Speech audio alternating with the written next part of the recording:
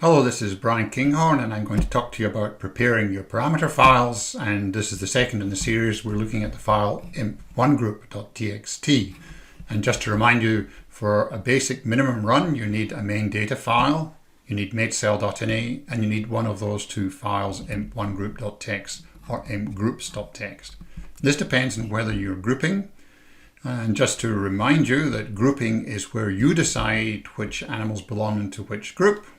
And here we've got a case with 3 different farms, and we do this separately for males and females. And in males there's an extra group here for artificial insemination, and in this case the target number of matings goes across farms.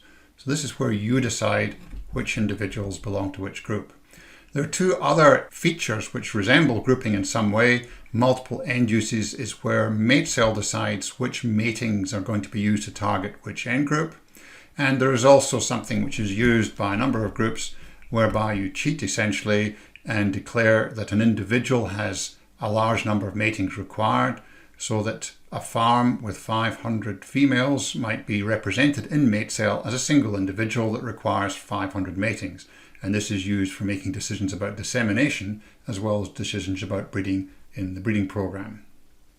Now I'll remind you that matecell.ini is largely used for populating the user interface with default parameters.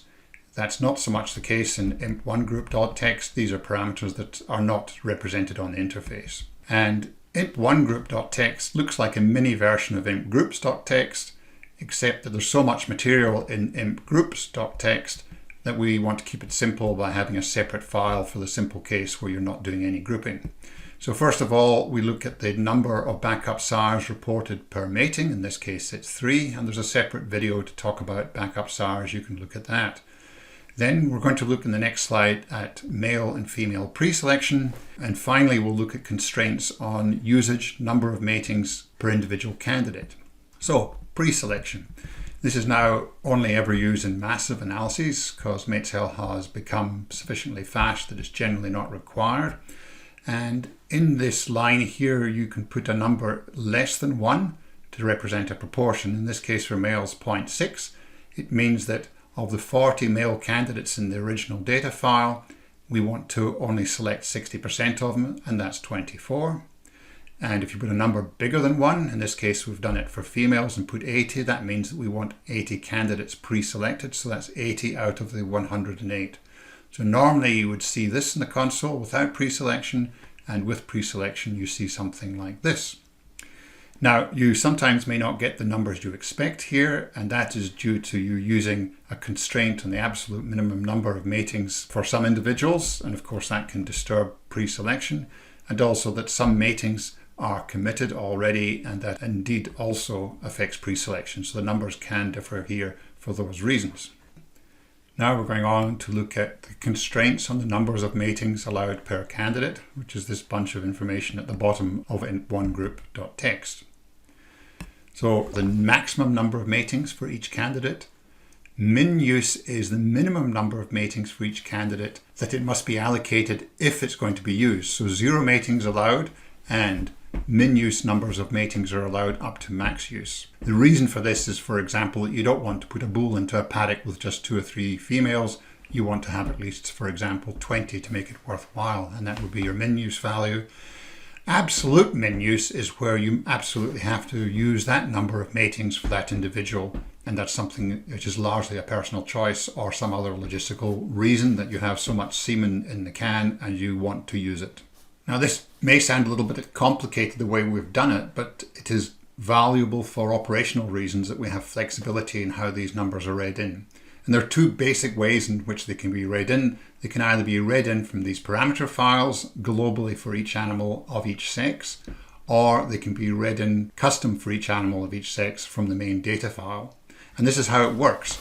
For each sex treated separately, let's say for males, if there are no cases of the max use value being greater than 1 in the main data file for males, then matecell takes that to be a switch to say these are the animals that are candidates and the ones with zeros are not.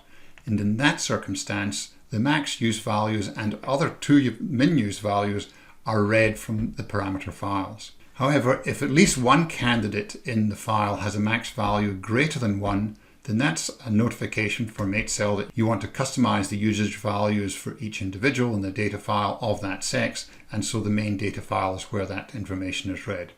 I'll give you an example in a moment, but first of all, just keep an eye on the console and it will tell you whether you're going to be reading information from the main data file or from a parameter file.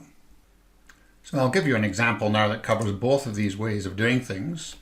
So this is the classic demo, and I have these three fields in here: max use, min use, and abs min use. And let me go down till I find my example. So this is a bunch of sires. I've called them 0, 1 for max use, which is taken of course as 1.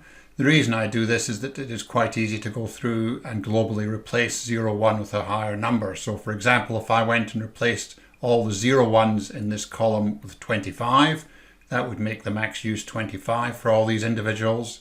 And then for some males, I could make higher or lower max use to customize them. And it would be from the data file that these values would be read, because some of them are greater than 1. At least one of them is greater than 1. I also have an abs min use value of 5 for Geordie, who's not a particularly high index individual, 83, that's index in this column. So let's look and see what happens when we make that run. Well, I've done it already, and you can see that there is no abs min use recorded for an individual called Geordie, but there are min uses which weren't in that data file. And the reason for that is that all the male values in the data file are merely 1. And therefore we have to look to this file, the InpOneGroup file, and you can see that male max use I had set to 4 in that file. And just to show you how that works with min use of 4, let's just go to 90 degrees just on the side here and update that. And if I go and update the matings, you can see that min use is 4, which means if an individual's used, it's got to be used 4 times at least. And what we would really want to do is spread it more thinly in that and just use each male just 1 time or a few times, but our constraints have not allowed that. There is one male is used 6 times, and that's Jules, and we can see that his co-ancestry to the rest of the population is lower than all the others, and that's why he's being used an extra time. Let's now go back to our file and make a change. I'm going to take Wayne and say that his max use is 20 and save the file there. Go back to our example and open the MateCell classic demo file, which we've just edited, and do a run. Okay, that's come to a conclusion, and show the sire use now. And we can see the max use for Wayne is 20. He's actually used 16 times. But the absolute min use in this column for Geordie is 5, and indeed, despite his poor performance on index, he's used 5 times. Why is Wayne not used the full 20 times with such a high index? Well, maybe we can make that happen if we go for target degree 0. And I'll update that immediately. And there you can see that Wayne is used that full 20 times.